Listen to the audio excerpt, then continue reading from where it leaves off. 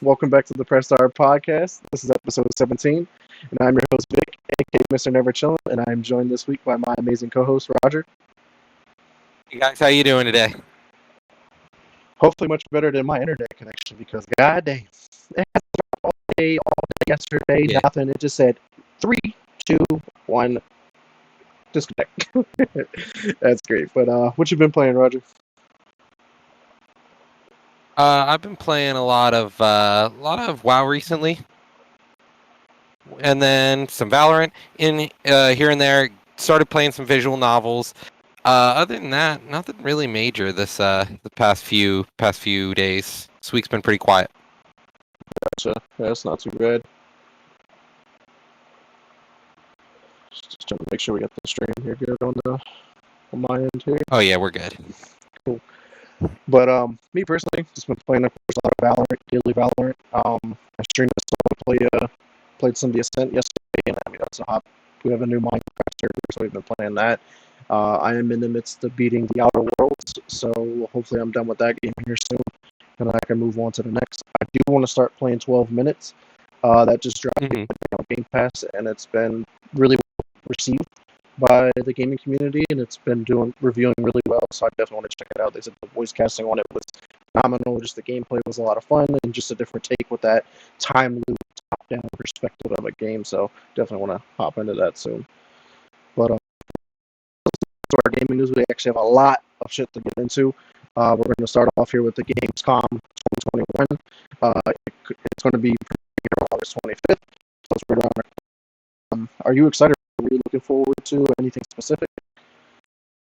I never knew what Gamescom was, to be honest. It's not one of those major game conventions that really hits a lot of people's radar.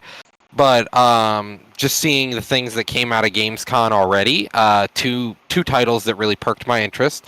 The first being that they're rebooting the Teenage Mutant Ninja Turtles side-scrolling fighter game. They just dropped a trailer for that ahead of time.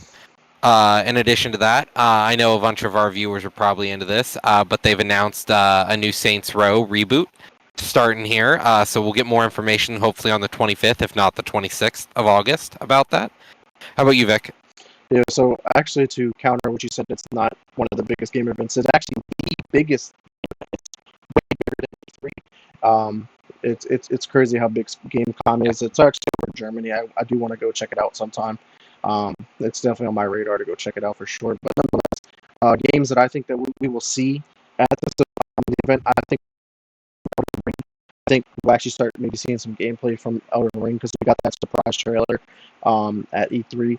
I think especially with the Xbox conference, I think we're going to see a lot of stuff. So I think we might see Horizon 5, more gameplay from that, just showcasing the world and how beautiful that is. Some more gameplay from Halo. I think even though Halo was some sad news there. But one game I'm looking or hoping for that I don't think it's going to be there, but I'm hoping to get it, is a Splinter Cell game. I'm just going to ask for a game until we get it. But nonetheless, if you have a game or an IP that probably won't be there, but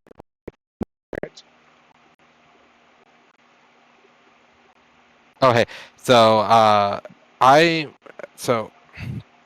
I'm not able to hear you on the stream, just a heads up, but I would really love to see a Splinter Cell game, and also if we get Elden Ring, that would be huge to me, because I'm a huge fan of From Software, and I think that seeing those would be a huge boon. But like for me, I've never actually known Gamescom was a thing. I know it's a in-person conference, a huge in-person conference, but I've never really seen much out of it over the years. I've always been, more attuned to E3.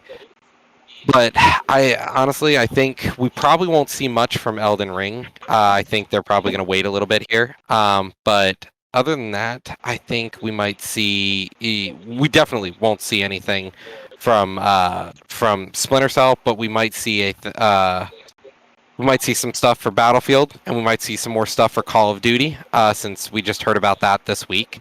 Right. So you tell me you can't hear me at all on the stream because that's not good. If From Splinter Cell, Yeah, it's breaking up every so often. oh, so it is coming through though.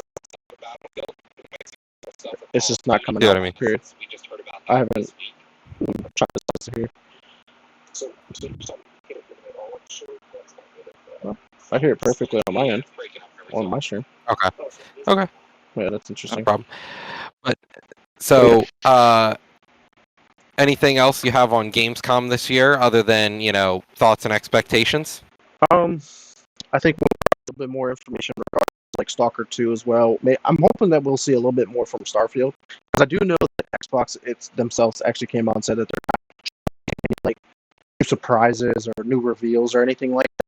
So given that Starfield was actually technically already like showcased a little bit with that teaser trailer, maybe we'll see a little bit more from that. But yeah, I think we're going to see a lot of Call of Duty there. We're going to see a lot of Battlefield since they are right around the corner. We'll be getting a lot of good news from them. I do think that we'll see some more coverage on Rainbow Six Extraction because that's coming out early January 2022. So that's definitely on my radar. And other than that, I think we'll just see a lot more coverage on Call of Duty, given the fact that it was just revealed. It's, I mean, which we're about to get into. So for the gaming world, Say that again. which part? I just said a lot. No, the last little bit. Okay. I think it's going to be a big gaming event for the gaming community. Honestly, a lot of good stuff there. Yeah, no, definitely. And I think one of the things that I hopefully we'll see a little bit more of is the Call of Duty Vanguard. So this week, I think this is good to segue into the next topic. Call of Duty Vanguard got announced this past week. We got a 3-minute trailer. What are your thoughts? Yeah, so the official teaser trailer per se is the grouping of all the promotional videos that were sent out to all those content creators that I alluded to last episode, and they basically just put it all together and made one trailer. So from the Call of Duty Vanguard's campaign, we'll see you fighting the different forefronts of the World War II as like the beginning stages of like special operations forces. So like the Rangers and stuff like that. So it'll be pretty cool to see that point of view from World War II because World War II will usually take the play of like a main just normal soldier out in the battlefield. But this one here, like this could be like secret missions or behind enemy line missions and just kind of along the lines of the whole Cold War aspect of it, since you're like off the radar. But it'd be pretty cool to see. But what's your takes on the how the campaign's going to play out? So it's definitely going to be similar, I think, to Modern Warfare, Modern Warfare 2, Modern Warfare 1. We're going to see a lot of like special ops, snipers, people behind the scenes, these infiltrators, the people first to fight, Marines, Rangers, things like that. So I'm definitely excited to maybe hopefully see a new Call of Duty game that actually has, a lot more to it. We're supposed to be seeing a lot more 6v6 style combat.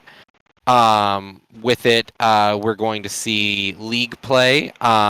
They're throwing around buzzwords like dynamic weather in multiplayer and destructible environments. So with those kind of things, they're real big buzzwords for me. Like, yeah, we hope that we get those things, but at the same time, like we're getting to the point where you should expect those to be a part of a game anymore. Mm-hmm. Like. And for them to add, it's like, okay, cool. What we really care though about is the gameplay. Like everyone's putting a lot of work lately into the atmosphere around you, but not actually how the game plays. And I think that's an issue with a lot of the Call of Duties lately. They care more about how the world around you is as opposed to actually playing the game. Exactly. Call of Duty was known for the gunplay, like the one-on-one fights. But I am excited based off of this leaked information that's coming out. I mean, take it with a grain of salt because it is leaked information. But apparently, there's 16 6v6 maps. I think that is like more than what Cold War released with. There's a new Warzone map coming as well. Hopefully, it's like a big Warzone map and not Rebirth Island, what we got from Black Ops. Smith will allow you to have like 10 different attachments or something like that. You did mention the league play is coming back, so that's big, especially for like the esports scene.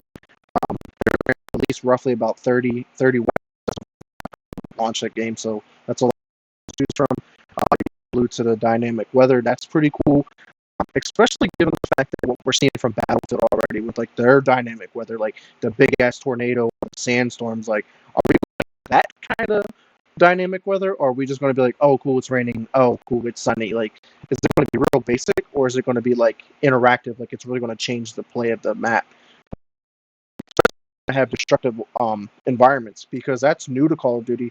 I mean, Call of Duty has had like a specific thing could break, but like if the entire environment is dynamic, that'd be pretty cool to see it like all be destructible, because it could really change like sight lines and how you approach a bomb site or whatever game mode it's trying to be pretty cool. You can set up different sight lines.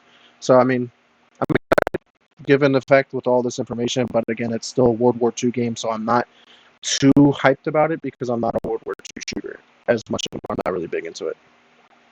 Yeah, no, I think the fact that we're going back to World War II yet again is a negative for Call of Duty, and not only that, their hype train for this, excuse my play on words, was literally Very Call of Duty lackluster. Vanguard is doing.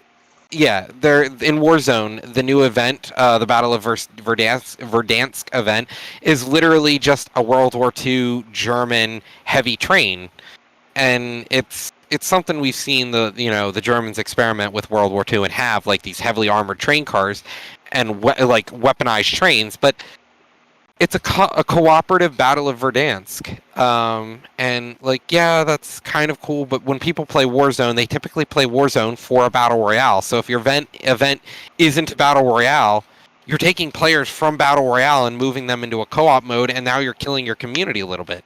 Not necessarily.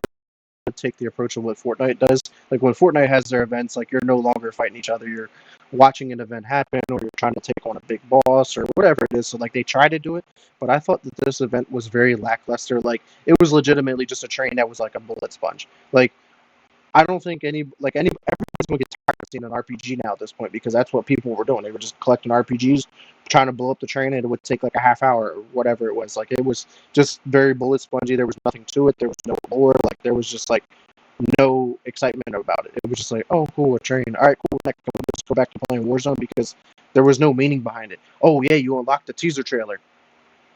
Everybody got to see it the next day anyway. So like it just seemed, it felt really meaningless. Like their events are nowhere near what Fortnite does with their events. Like Fortnite events will produce like record-breaking views, record-breaking player count. Call of Duty Warzone, all right, it's the same numbers. Like it's like nothing to it. Like I actually completely forgot about it. Like it was just not on my radar because it was just that not exciting. They didn't hype it up. Yeah. They didn't showcase nothing. They didn't tease nothing. They just like, yeah, well, tune in on this day. Here's the event. If you're not excited about it, I'm not going to be excited about it. Like, you know what I mean? Like, Call of Duty's promotional things are usually honestly, good, but they failed on us. I didn't even see anything in my news feeds that it was happening. Didn't even know what happened. Like Reddit, I saw nothing on Reddit. It kind of went under the radar. So I honestly feel as though Call of Duty kind of flopped on this one. It's and I think we can get more into the reveal of Call of Duty Vanguard after we talk about our next topic here, which Battlefield 2042. We got some more news out of Battlefield 2042. There's going to be a new zone map, hopefully. It's a mix of Escape from Tarkov and Hunt Showdown. So we're going to be getting this sort of Battle Royale-esque style game with more realistic style, Battlefield style shooting instead of, say, Call of Duty or any of our other first-person shooters right now we're playing, like Apex or anything. So it's going to be more of that down-to-earth, real nitty-gritty fighting. So what do you think? Yeah, so what came out about this all was data mined, of course. The hazard zone mode it's pretty cool because like it's a different take because the big right now it's either like 6v6 or you're in a battle royale. Like there's nothing between, like this new like escape from Tarkov experience. Like there's not too many games that have dabbled in this kind of experience. So like the I don't know if it's like survival, but it's like its own separate genre now. Like really, it really is like it separates its way. So, like, if this is successful and like the fact that like they have that new portal, like people will be able to create like different types or variants or how like the hazard zone mode could play as well. So I'm really excited to see what we can come up with alongside of what EA and DICE is going to be putting together with this new game mode. I mean, they're apparently like tactical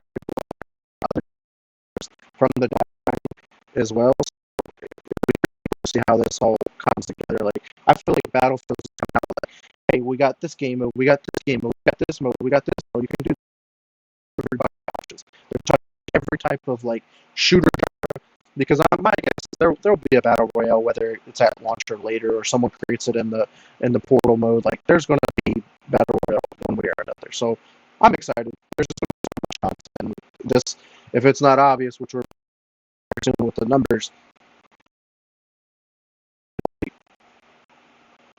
Yeah. So I definitely, yeah, with Battlefield introducing that new, create your own game mode, we're definitely going to see it because Battlefield is its own style shooter. So I'm definitely excited about that. That they're getting ahead of it because now instead of a fan creation, because we know how well fan creations work. We've seen DayZ, for example, versus the official game having it. Like if Call of Duty makes a Warzone, a battle royale versus somebody building it into a game. We had Dota versus Dota in Warcraft 3 versus Dota, the actual standalone game. I think once you get to the point where you're actually making your own engine and you're building it, and it's not just a fan creation, I really think it might actually give Battlefield the leg up they need to just really destroy Call of Duty the next few years here. And with that being said, we can kind of see that in the Call of Duty versus Battlefield right now in the social media.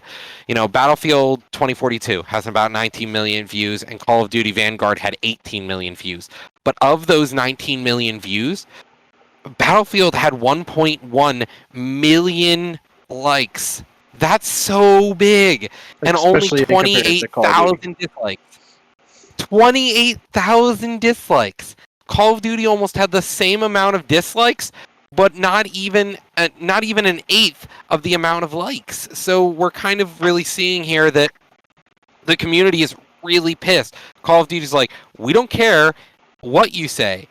World War II sells. We're going to sell it to you again and again and again. And Battlefield's like, shit, this didn't work. Let's just go back to our roots. Battlefield 4, that worked. Right. And that's where we're going again. Yeah, exactly. And the comments are the same way, too. Like, have you scrolled through the comments yet? It's pretty rough, Right. The people in Call of Duty are like, wow, thanks for blue-balling me again. Thanks for destroying yet another reveal. Call of Duty goes back to World War II. How original. Thank you, Call of Duty. And I think there is pluses and minuses to that marketing strategy, though, because now Call of Duty starts way down here, They can only get better. Whereas Battlefield, they're up here. They've got this huge hype train riding on them. They've got to succeed now. Like, everyone's hyped up for this game versus Call of Duty Vanguard. Call of Duty Vanguard, if it flops, we all knew it was going to flop. But if Battlefield 2042 flop, we're going to be scarred from Battlefield yet again for another few years because they did it again. Right. They dropped a flopping game. Right. And what's crazy? So, what are your thoughts on the whole Call of Duty to Battlefield? Yeah, so it's crazy to think, like, listening to the investors and, like, the economic approach to the business aspect is Call of Duty is actually projected to be the best-selling game of 2022 or 2020, like, whatever, like, that time frame, like, the fiscal year that they run into. And it's crazy, like, Call of Duty is literally the best-selling game year after year. It's been the game for, like, 10 years, whatever. It's been unstoppable. So it's, like, to think, like, even when the game sucks, that's why they're never going to innovate, because you still buy the game, you still play the game, you still just do whatever. And it's just like, but the thing is, having Battlefield over this year and being a near more modern type of game. I feel like people are going to go towards Battlefield than Call of Duty just based off. Like, in the same sense, like what's going to happen in Warzone, like if Verdansk is still around with this new map. So like people could be like, oh, screw Battlefield, screw Vanguard. I'm just going to go play Warzone because it's fun. Yeah. The cheaters. They did announce that they are going to be implementing a new anti-cheat system into Warzone, and hopefully the multiplayer. Because don't want to get cheaters in those lobbies either. So it'll be interesting to see the next couple of months because Call of Duty is coming out November 5th, I think, and what's Battlefield like October, end of October, I think it is, if I'm not mistaken. Let somebody look that up because I want to be. I think Battlefield is October, I believe. October 22nd. So they're really within the same week, but yeah. So it's their way of just kind of trying to beat them to it. Now, do you think Call of Duty Vanguard's being rushed though because it's coming out so close to Battlefield now? Nope. Call of Duty has its yearly release at the same time frame every year. Like, I mean, they had exceptions where they release at the end of October, but November 4th and 5th and 6th, like that time frame of November has been Call of Duty's release date every year. And I think Battlefield releasing in October, I think that's pretty similar to their releases as well. For every Battlefield they ever releases, usually October.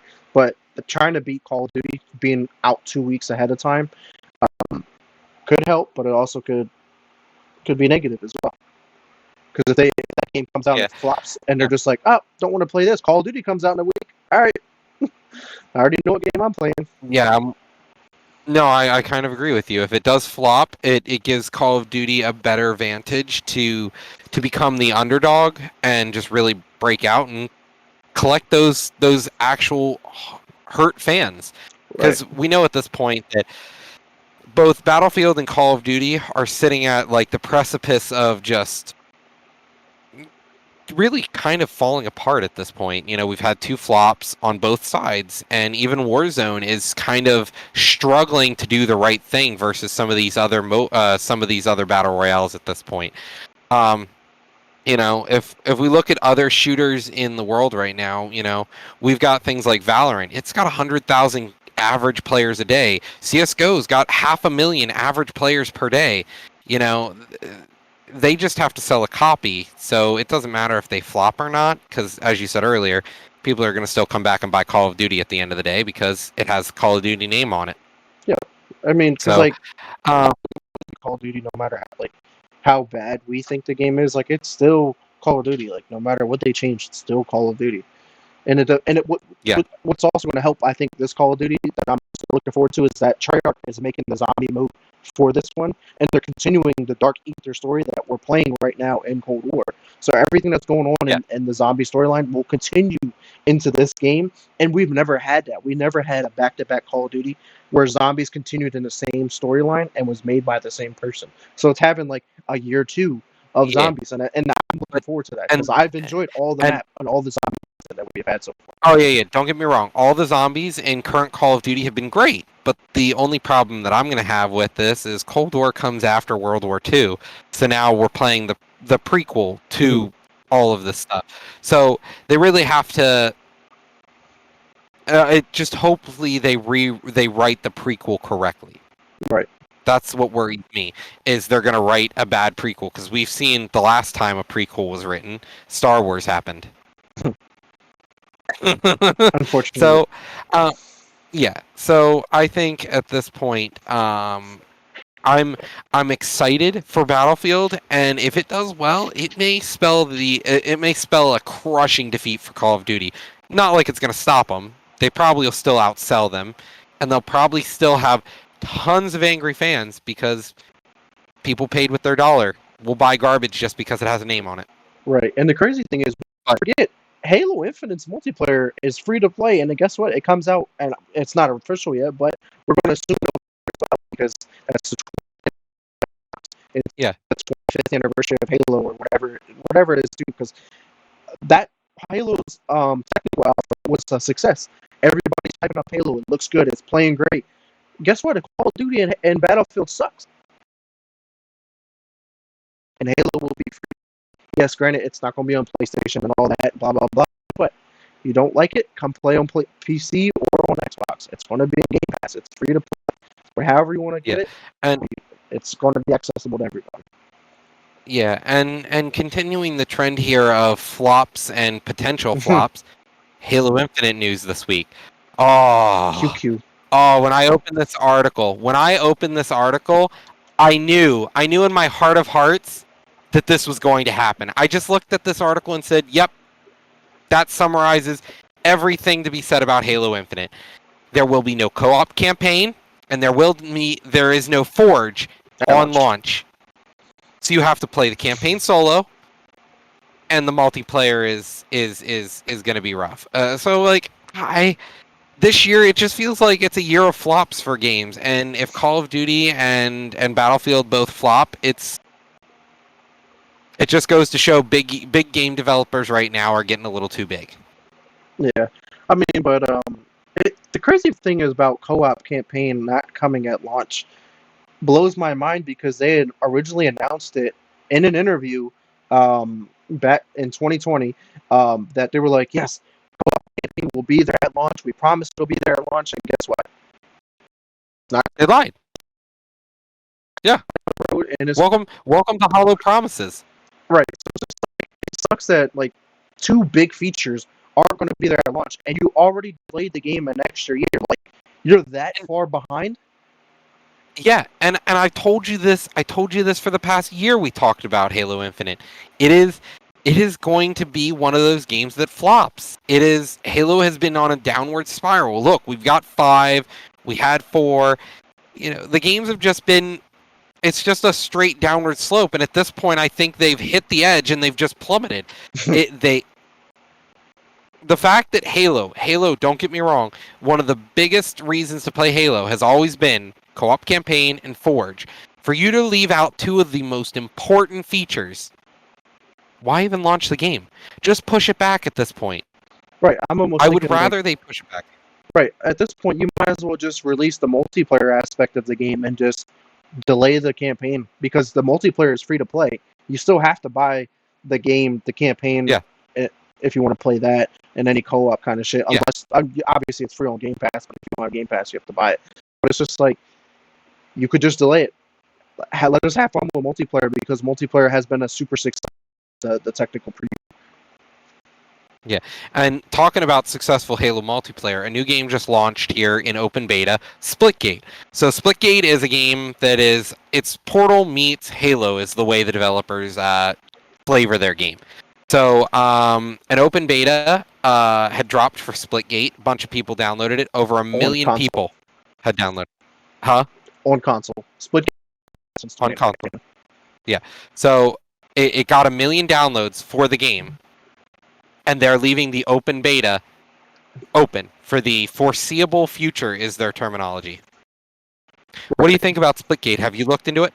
I actually just recently downloaded it on, I can't remember which system I downloaded. It's either on Xbox or my computer. I did just download it because I do want to check it out. I've been seeing a couple of my friends play it and post some clips on Instagram and stuff. Because this game looks really cool. It has like a different mechanic with the whole portal thing. Like, that literally changes like everything, but it has that Halo feel. But it has that Halo feel like SWAT team Halo feel, because like you can one-shot people just like you can in SWAT. Whereas opposed like regular Team Slayer or whatever, you gotta empty 6 clips into somebody and kill them unless you have a power weapon. Yeah, check it out. The unexpected popularity of this game, because like I said, it's been out since 2019. What happened for 2 years? Now all of a sudden it's popular, because it was released on console officially. Now they're planning to come to mobile, I think, in the future. But it blows my mind, because if it was PC has the biggest market already of gaming, and I just don't see it. I don't understand why it's popular now, but I guess it's thanks to the whole streaming community, because once streamers start to play a game. Yeah. I think the big thing here is it always comes down to publicity. If the game doesn't get enough people talking about it, it's the same thing we can say the same exact thing about what was that mobile game? Among Us. Among Us. Thank you. Among Us, for example. A few streamers picked it up, and all of a sudden, everyone wanted to play it because everyone wants to do what their hero is doing or their idol is doing. So, I think at this point we're looking at it became more accessible because now it's moved to console. And let's be honest here, PC has tons of games on it, hundreds, thousands, millions of games you can play. It has to break through the noise, and I think at this point to put it on console and say, hey, here's a new free game, play it on console, see if you like it. And as soon as people do, they're like, wow, this is actually pretty cool, because on console you have a lot less games on console than you do on PC. Let's be honest. Mm-hmm. So I think to drop a game there and hopefully all it takes is one person to download it and spread it. Right. And then they're adding new things too, because they're adding a new mode. So that's pretty cool to add a more of like a competitive scene to it. And I'm surprised that they're making it 2v2. That'll definitely change up like the play style, because like you don't have to worry about obviously 6 other people and stuff like that. So it'd be interesting to see how that 2v2 rank mode does play out. Yeah, and the other thing, it was released on Steam in 2019, so it just became one of those free games on Steam. There's a lot of those, and it's hard to sometimes find a good free Steam game. So I think that may have been the issue with the game. Whereas now that it's on console, it got a lot more recognition. With that being said, though, the game only has an average population of about 31,000 people on computer playing it at once, which isn't very many people. Let's be honest, it's a really small community. You're likely to come across a lot of the same people you've been playing with over and over again. But with it being on console, I think it really opens it up to a lot more people to play. So, moving on from Splitgate here, though, we've got news about Destiny 2. You want to give us a rundown on the news of Destiny 2, Vic? Yeah, so once Destiny 2 became a free-to-play game, basically, as well, it allowed a lot of people to have more accessibility and not feel like they're wasting time. They are having a showcase on August 24th. This is where they're going to reveal like what's next, what's coming to Destiny 2, because Destiny 2 has been transitioned to a new platform, as opposed to like a sequel to Destiny 3 or whatever. So there's going to be adding more and more content to this game. I would love to get back into Destiny 2. I'm excited to see what they're going to come up with. Like what's next in that Destiny 2 story? Like what? Because that story alone looks like a lot of fun. I played and beat the main campaign, and I missed out on the most recent DLC. But I'm interested to see what's next. Have you played and beat Destiny 2 yet yourself?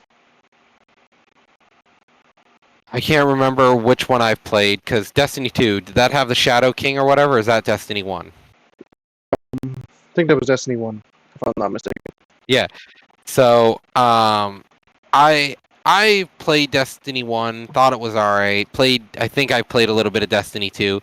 It was just one of those games where there wasn't enough to help you find a community play the game. You had to go out and use other sites and stuff to find the people to play. And for me...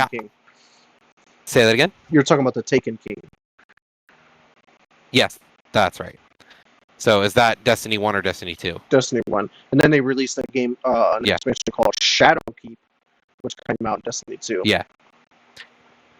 Yeah, so I played Destiny 1, Taken King, played through that, and I never really got into Destiny 2, I don't think then, because it just... The game has a lot to it, and it's fun if you have a group of friends who you want to play with and do the raids with, but if you wanted to do the raids, you had to go out and find people online, go to message boards, things like that. And like there was no system built into the game for me to be like, hey, I'm looking for more people to play a raid, or like a matchmaking system for it. So it was kind of hard unless you had friends playing the game, and I really didn't, so I never really took the time to play Destiny. Right. Would you ever think about getting into it again? It is free to play. And if you have it's free to play, yeah, and potentially. And if you have Game Pass, you get all the expansions for free as well. Yeah.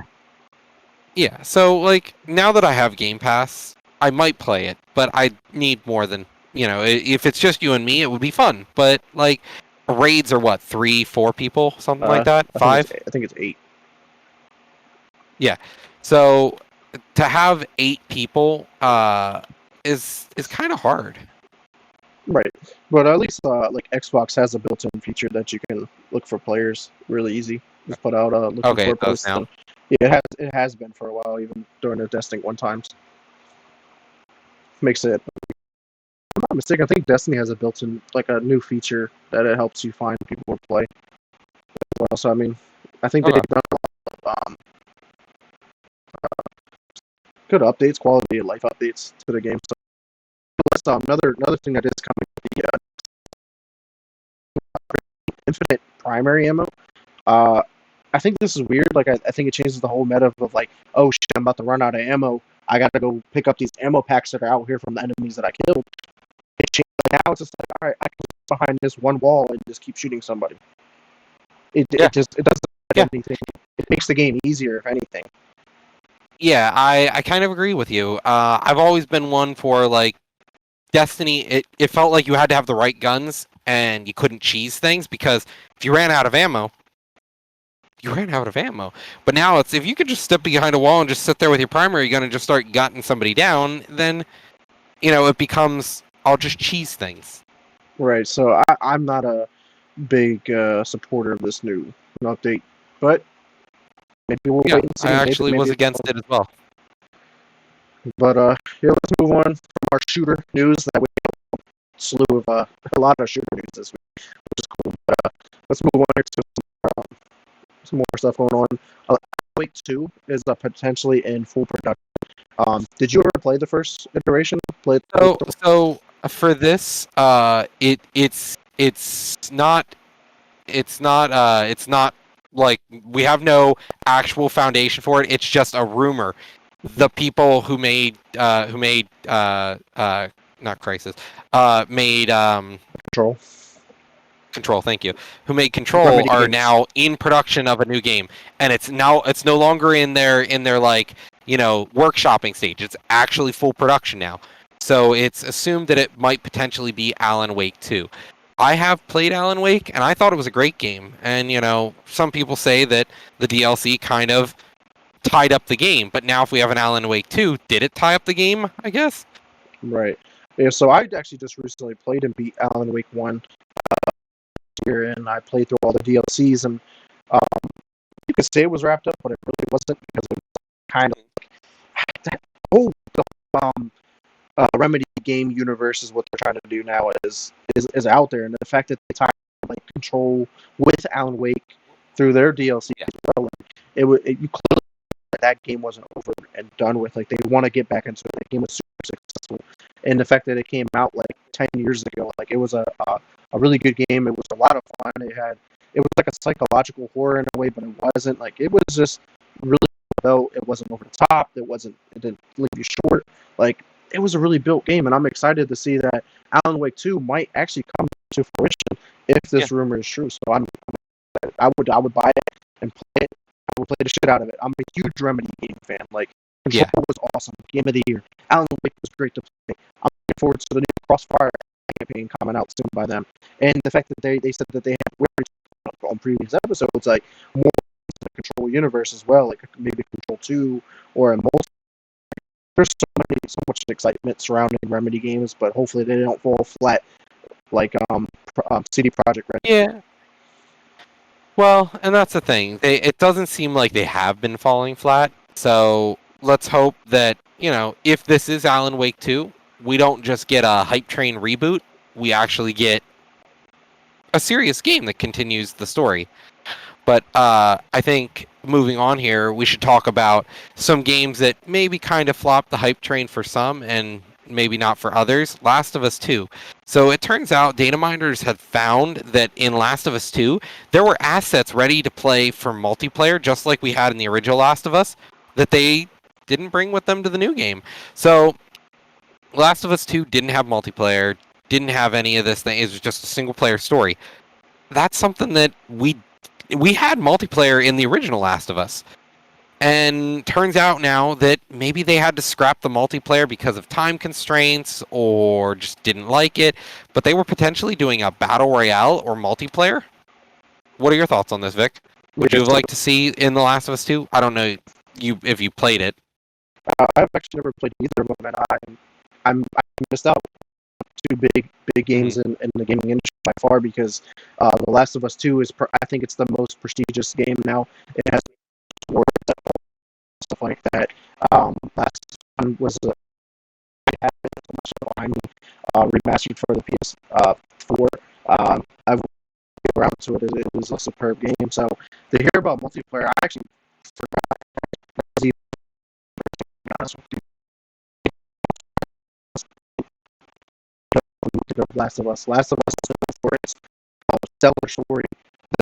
You really feel like you're in the story. It's just like emotionally driven too. So to see that there was multiplayer assets in 100% mode in The Last of Us 2 makes me wonder, like, the game's been out for 2 years now, or are they a spin-off game? However, they can make a free-to-play game. They can make a free-to-play Last of Us. It would probably be super successful just because of the name. Yeah. You could ride that hype train.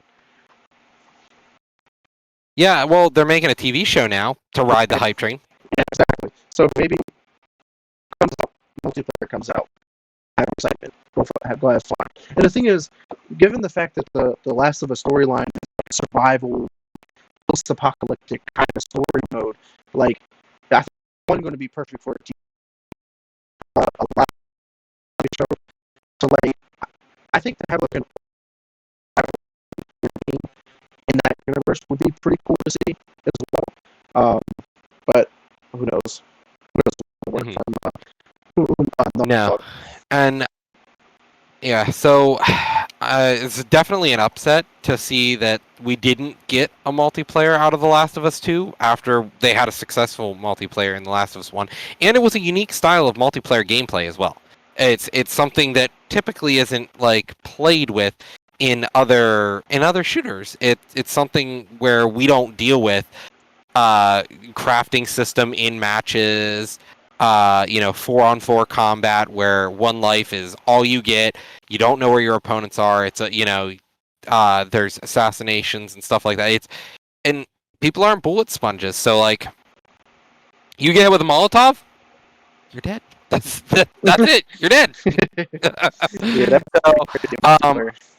Yeah, getting lit on fire is one of the worst things that can happen in that game, and so I definitely am a little sad to see it. But who knows? Maybe down the road they'll be like, we released a Last of Us 2 multiplayer game or a battle royale game or The Last of Us Survival or something to that effect. A standalone game in the series. But the problem is, Last of Us is known for being on PS4 or PlayStation, PS5, so we probably won't see it on PC, and who knows how well it may or may not do if it's just on PlayStation. Right, exactly.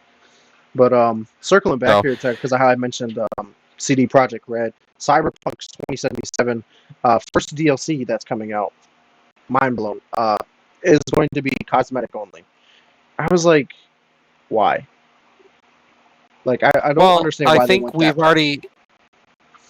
Well, I think that's the big thing we're dealing with here, is Cyberpunk 2077 announced that some of their first DLCs would just be cosmetics. They told us that, and I don't know how much it's going to cost, but the fact that we're dealing with a DLC here that's only going to be cosmetics.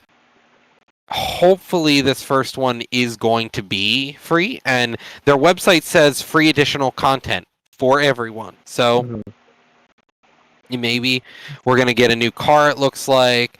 Johnny Silverhand gets a new appearance, and you get V's a new jacket for the main character. So I think it was a waste of time. Is it really?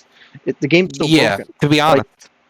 Well, no. The game's actually been fixed really well recently. They just released 1.2 or something, I think it is. They released 1.23, sorry, and 1.3 just dropped. So I honestly, with 1.3, they fixed a lot of their jitteriness. It's a lot more fluid. So, like, for example, one of their big things they showed people is hopping into a car and driving off a curb, instead of it being like jittering across, it's smooth gameplay now. They changed some things that communities were outraged against.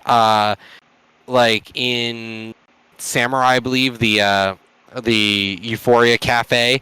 They don't judge you now based on your preferences your character gets, which okay, I guess is cool. But I really think Cyberpunk here, they've made great strides, but I think they've scorned too much of the community to really. There's no redeeming themselves at this point, I don't think. You know, Witcher 3, it dropped great. It was a great game on launch. It was beautiful. It was perfect. Witcher 3 struggled Cyberpunk 2077, it struggled a little bit, but Not it as bad actually as did really Cyberpunk. well.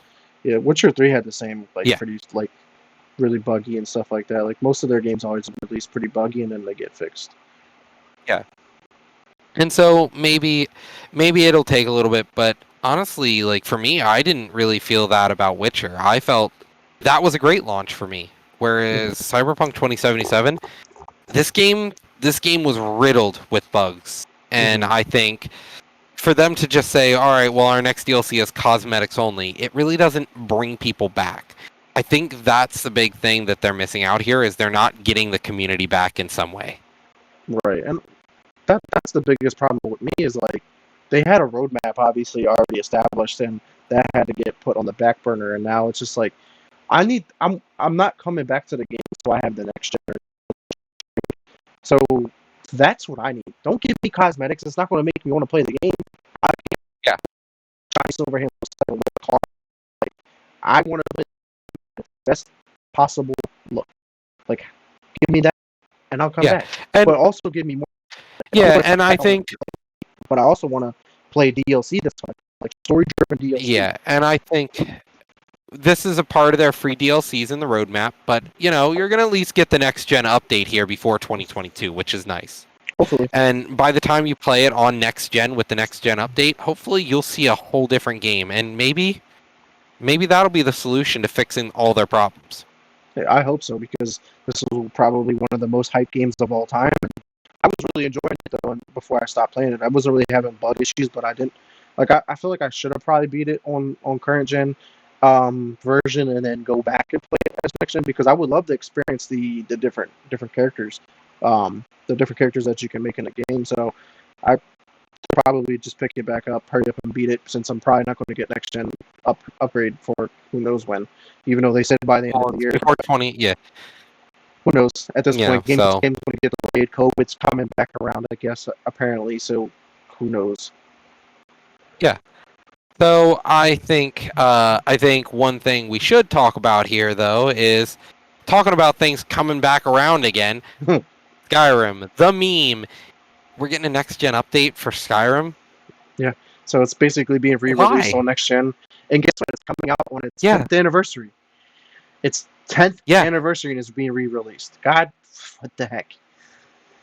I don't get Yeah, it. we're not getting an actual Skyrim game. They're just like, all right, continue to push just quality looking at, and the game's still trash. I'll fight anyone. Skyrim is a trash game. It really was. It was buggy.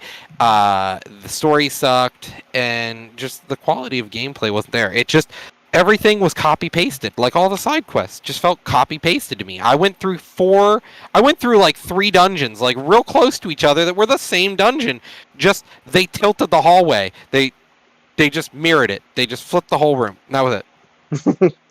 Yeah, I've never played any Skyrim or Elder Scrolls game ever. So I don't have much to talk about. So, I mean, maybe this gives me a chance to check it out at its best possible looking game, but Yeah, no, that's honestly, not too exciting. and like what really bothers me is like they keep re-releasing it all the time, but like its sales are garbage. It didn't even hit any top charts, really. It's a game, I guess. So I'm a little upset to hear from Bethesda that they're just going to release Skyrim again on next gen. But when everybody what they're ready for. All they got is the teaser, the title. We're making it, but when? That's what. Yeah. So, yeah. Moving on here, though. one of the interesting things that we just found out about, because of the lawsuit between Epic and the Apple Store, some documents were disclosed recently for Epic's company. They've offered Sony $200 million for 6 exclusive games to go to PC, but only on the Epic Store. What are your thoughts on this, Vic? That's a lot of money to offer PlayStation, and I'm surprised that PlayStation didn't take up on this offer, because, like, you think about it, like, a lot of their exclusives are slowly to PC, like, one at a time, but it's, like, very quickly. They're like, here's $200 million. We'll help you get them.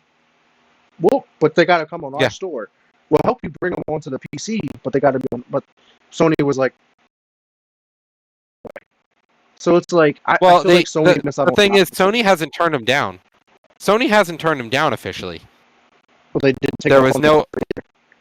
Yeah, they didn't take the offer, from what we know, and they didn't turn them down. So I think it's interesting that Epic is still really trying hard to compete with Steam, and one of their tactics actually is to say, screw it. We know Microsoft already has Game Pass and owns their store. We want to compete with them and Steam. Let's get PlayStation in here. What would PlayStation look like if now PlayStation's exclusives are coming to PC but only on the Epic Store? That would be huge, in my opinion. I think that was a way for. I think that was a huge power play by Epic to say, "Hey, if we partner right now, we could help break the industry." Right. I think they would break it into an entirely new market. Right. And the thing is, it would only benefit the gamer. The gamer's like, oh, cool, I have more games to play. Like, there's no loss for the consumer. It's only benefit. So it's not like you're not playing anything from the Epic Store or whatever. Like, yeah, granted, I would have Steam in my Steam library, not all individually placed out, but I also play Game Pass, so I have my games downloaded from the Xbox Game Pass. So like, I'm playing more games to play, and why not? Like you said, there's thousands and millions of games on PC already. You're just adding to the collection and more opportunities, and you're bringing really good games to the PC as well, because like we know, PlayStation exclusive games are high caliber, really well reviewed games. They are. They're mostly contenders for Game of the Year every year. Yep. Every year. They may not win, but they're contenders, or they win another Game of the Year from a different company. There's tons of Games of the Year that, awards handed out. It's, it would have been a huge power play, and I think Epic and Sony could have made a lot of money, as well as allowed those developers to make a lot of money as well. Honestly, I think it's a missed opportunity here to really shake up the market on PC. But hey, at this point, I feel like Sony's been making a lot of poor business decisions, so maybe repercussions of this down the road. Yeah. So. But I think that's all of our gaming news this week. That's all of the gaming news. I know, even though that was a lot of good stuff this week too. So let's move on to our deep moment of the week. Question for us this week is: what are your top 3 weapons from all of the Halo games, and why? I'm gonna start with you, Roger. What's your first one? We'll do a round robin. We'll go back and forth. If I gotta be honest, Sword has always been my favorite game in Halo. The Sword has been the single best weapon in Halo ever. It's always been fun. When you first got to get the Sword in Halo 1, Combat Evolved, by playing it on PC, and you were like, wow, no wonder I hate those elites. It was one of the most fun things ever. Like, honestly, because in Halo 1 you couldn't get the Sword, because every time you killed a Sword elite, it disappeared. Right. Yeah, I definitely agree. The Sword, man, like, even with that feeling, like, you got close enough and your crosshair was on him and it turned red and you pulled the trigger, it would, like, drag you. Like, it would bring you into the enemy. And it would just, like, that feeling of, like, drag, knife, kill. That was so awesome. And not only that, the ability to chain it. Just, like, you hit that first guy and you look at the second guy and you come in and you're just, like, chaining. Oh, and, like, not only... double kill, sword spree, and then you're playing Infection, for example. Oh. That was always horrifying. You see all those zombie characters coming at you with swords, you're like, fuck. Right. No. So what about you, Vic? My favorite first one I would say is probably the sniper.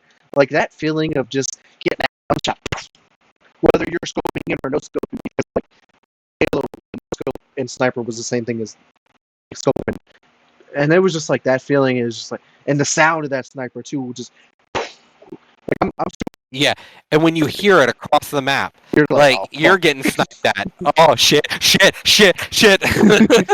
like the sniper looked great. It was just fun, even like whether you're playing multiplayer or story. It was just like I like sniper, and you're moving like great, and then like you're in a close quarters combat, but I still have the sniper for some reason because I love the sniper that much. It was just like it looked great, it felt great, it sounded great, like that sniper just had such an iconic sound, just like the Desert Eagle from like Modern Warfare 2 and 3. Like that sound, man, it just makes it so iconic. But what's your next one? It's a tie really for me between the Splazer and a shotgun.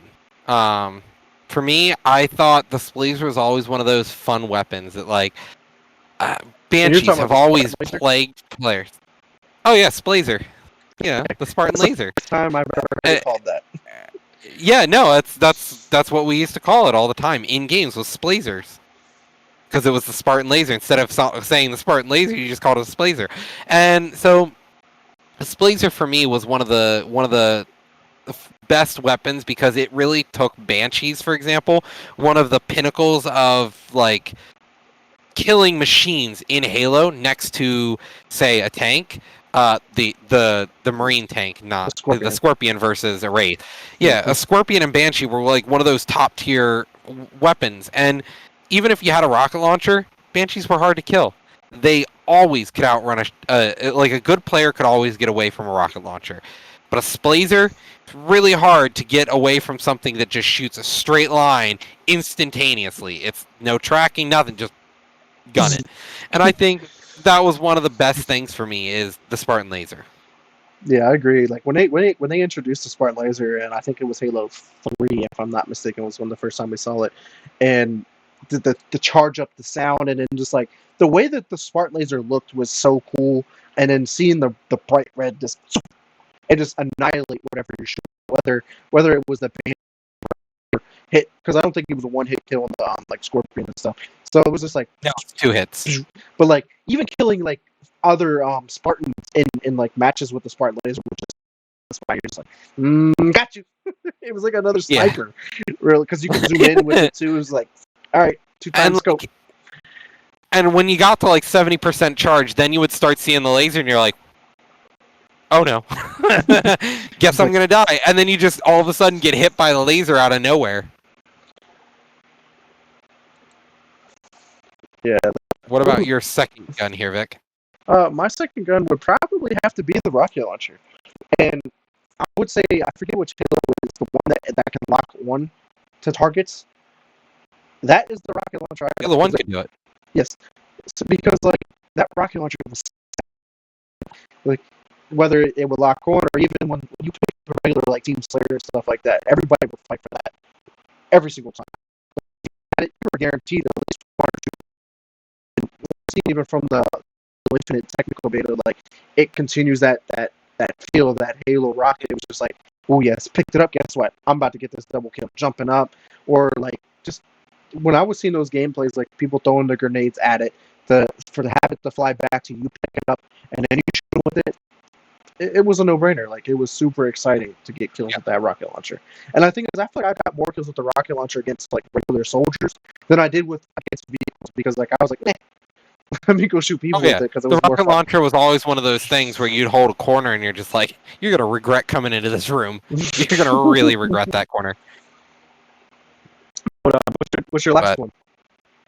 Last one had to be the shotgun for me. It was always one of those fun weapons where just getting a shotgun spree felt dirty. It just, something about it made me feel like I was the bad guy.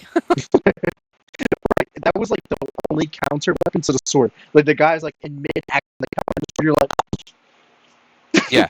Being able to time a shotgun kill against a sword was always one of those things that just.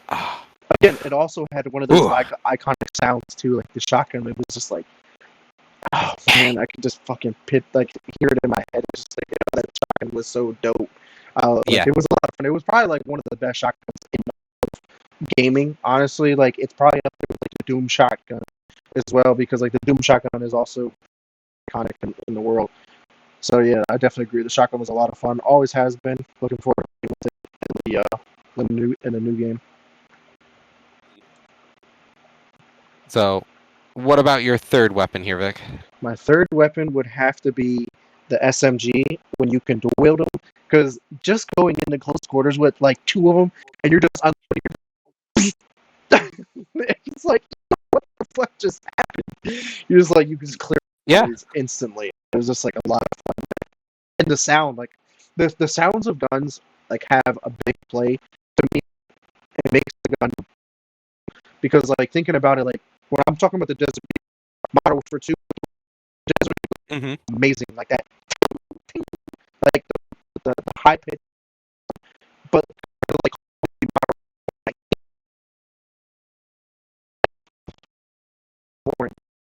iconic from that gun. I'm like, it doesn't sound cool.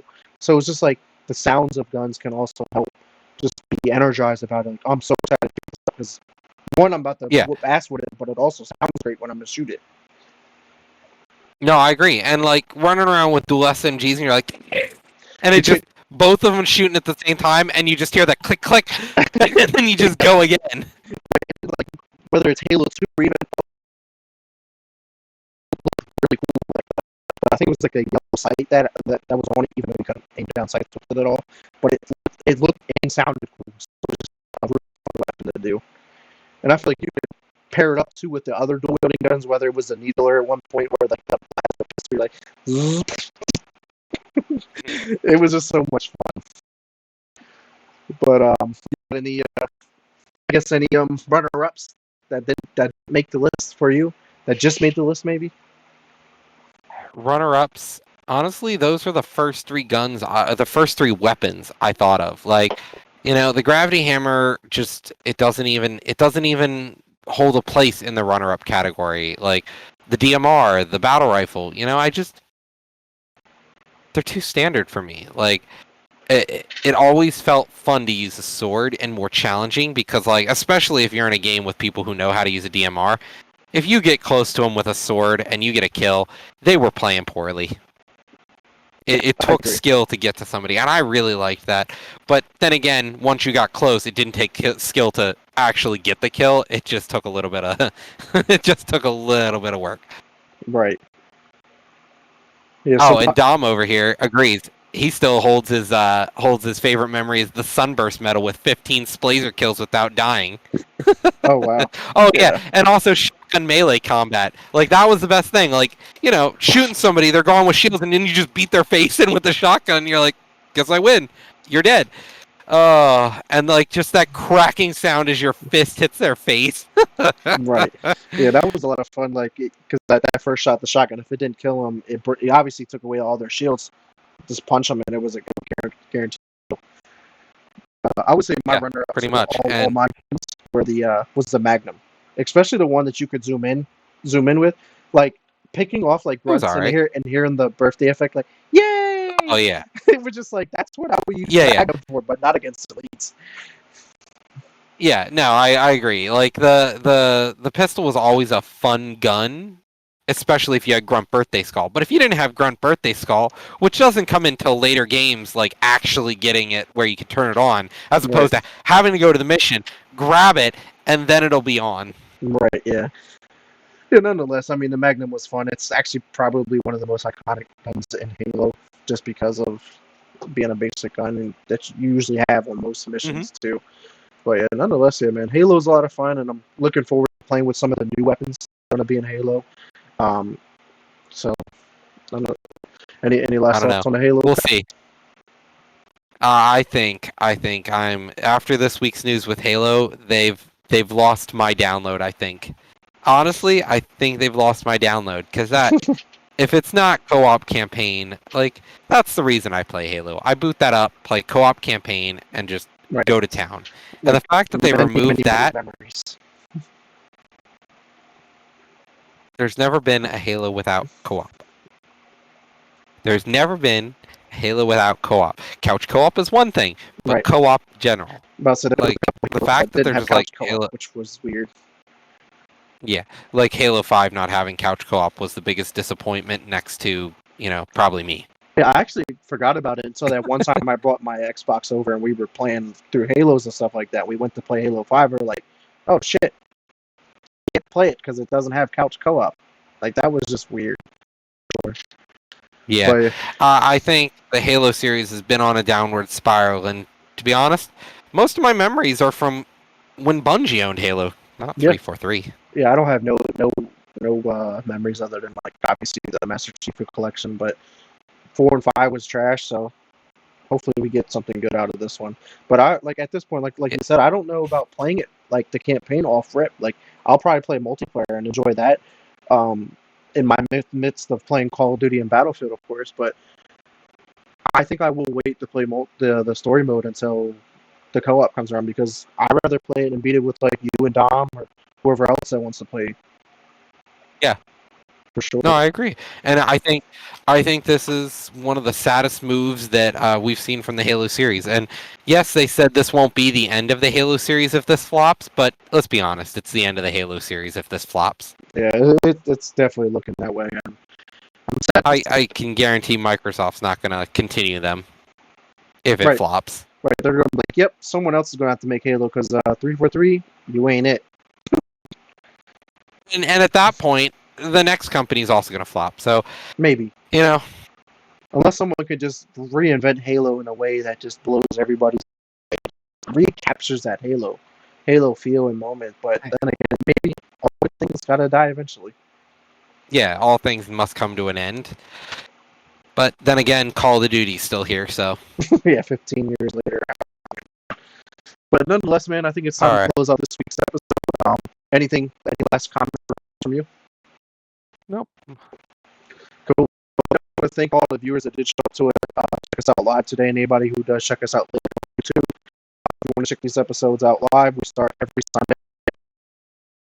Check us out for sure. But Roger, where can we find you at? You can find me at twitch.tv/lunaticoblivion. At Mr. Neverchillin _ Xbox is XNeverSpace. Want to game party up or whatever, hit me up. Facebook is Vic Brubacher. Questions, concerns, want to come on the show, hit me up. Or even join our Discord channel that we just went live. So send us an invite to that. My Twitch channel is twitch.tv/Mr. Neverchillin. I've been streaming a lot this year on this channel, trying to build this community up. I do have an update though for everybody. I will be appearing on a talk show this week. I'm about to put the link here, but it'll be live this Friday at 9 p.m. It's called we're going to be talking about gaming news or sports news, anything that's going on and stuff like that. It'll be very interesting, a lot of fun as well. So come check me out on there on Friday at 9 p.m. But again, everybody, again, until next time, peace. Peace.